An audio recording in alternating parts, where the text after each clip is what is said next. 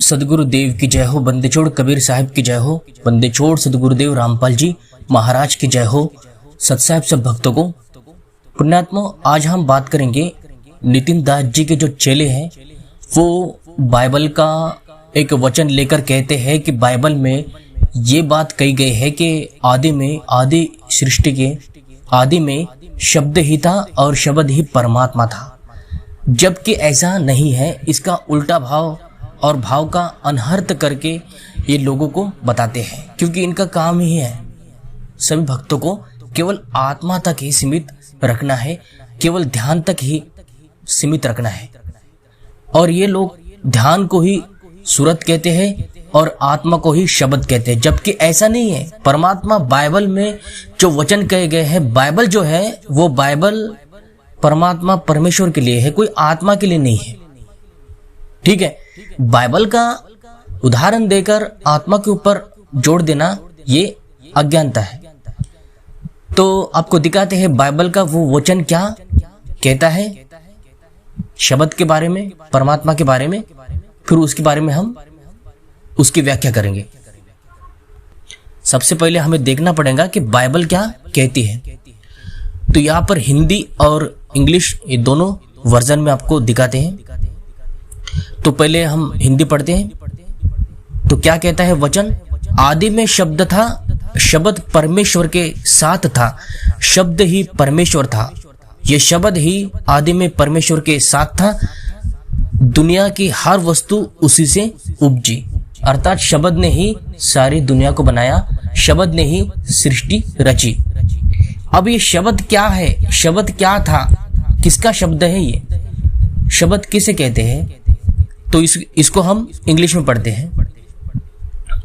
इसे पढ़िए। In the beginning was the word and the word was with God and the word was God, he was with God in the beginning. अब यहां पर सोचने वाली ये बात है, विचार करने योग्य बात है कि आदि में शब्द था, शब्द परमेश्वर के साथ था।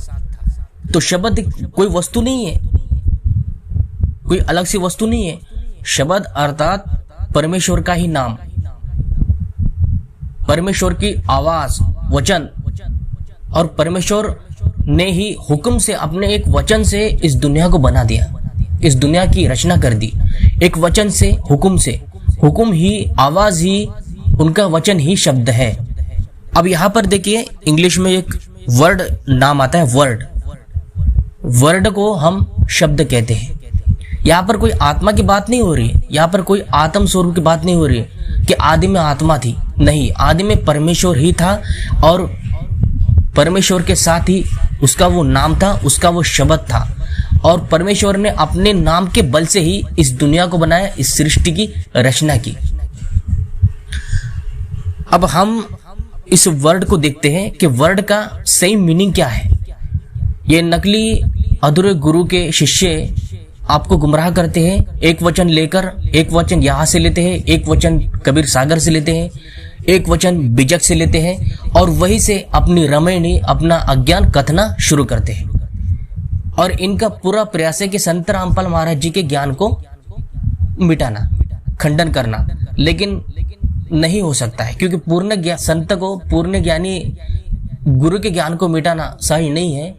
चाहे ये लोग कितनी भीड़ बनाए और कितना ही प्रयास करे, लेकिन संत रामपाल महाराज जी के अनमोल अद्वितीय ज्ञान को कोई भी टक्कर दे ही नहीं सकता है। इसीलिए ये लोग फर्जी ज्ञान बनाकर, फर्जी वीडियो बनाकर लोगों को गुमराह करते हैं, यही इनका काम होता है। तो आइए आपको दिखाते हैं कि वर्ड का सही मीनिंग क्या होता है। गूगल से देखते हैं हम। गूगल पर जाइए और सर्च कीजिए कि वर्ड का मीनिंग क्या होता है। अब यहाँ पे देखिए, ये वर्ड है, ये शब्द है।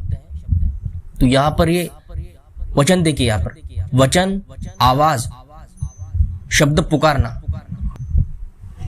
कहना, बोलना, अर्थात वहां पर यहाँ पर देखिए आवाज, आवाज एक शब्द आया, आवाज, आवाज अर्थात धुन।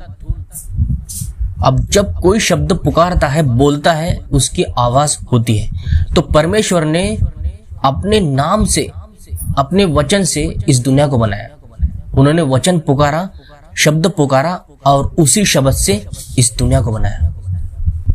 तो आप वर्ड का अर्थ यहाँ पर कहीं पर भी सोल लिख के नहीं है, आत्मा लिखकर नहीं है। वर्ड को, शब्द को आत्मा नहीं कहते, वो शब्द ही परमात्मा का नाम है। वो नाम है उस नितत्व का, अर्थात जिस भी वस्तु घट का नाम होता है वो उसके विशेष गुणों को दर्शाता है और उसकी नाम से उसकी महिमा होती है। किसी भी वस्तु घट पदार्थ का परिचय पाने के लिए शब्द नाम होता है उसका, और वो शब्द ही उसका परिचय देता है। तो ठीक ऐसे ही वो परमात्मा का वचन, उस परमेश्वर ने अपने नाम शब्द को पुकारा और इस पूरी दुनिया को बना दिया। और वो शब्द ही अविनाशी है और वो शब्द परमात्मा के साथ था। यहाँ पर क्या लिखा है कि वो शब्द ही, वो वचन ही वो परमेश्वर के साथ था, कोई आत्मा के साथ नहीं था। आत्मा की रचना ये बाइबल दर्शाती है कि बाद में की गई है। ये आदि काल की बात हो रही है जहां पर केवल और केवल परमात्मा का ही अस्तित्व था और उसके शब्द का ही अस्तित्व था। उसके अतिरिक्त किसी का भी अस्तित्व नहीं था, किसी का भी उसके सिवा अस्तित्व नहीं था। तो वो आदि शब्द, वो आदि नाम, वो सार शब्द वो परमेश्वर का नाम है, वो परमेश्वर के साथ था। वचन बोला और वचन से ही एक एक वस्तु, एक एक चीज, एक एक ब्रह्मांड, इस अनंत ब्रह्मांड की रचना कर दी। एक वचन से ही उन्होंने अनंत ब्रह्मांड रच दिया। तो उस परमेश्वर के शब्द में इतना सामर्थ्य है और उसी शब्द के बल से, उसी शब्द के आधार पर हम मुक्ति को प्राप्त कर सकते हैं। और कबीर साहब का भी यही कहना था कि वो आदि नाम, आदि शब्द ही मुक्ति का एकमात्र साधन है, मुक्ति का एकमात्र माध्यम है।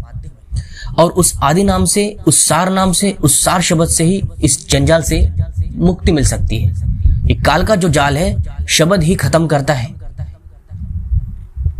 और ये शब्द हमें उस गुरु से लेना पड़ता है जिसका देने का एकमात्र वो अधिकारी होता है।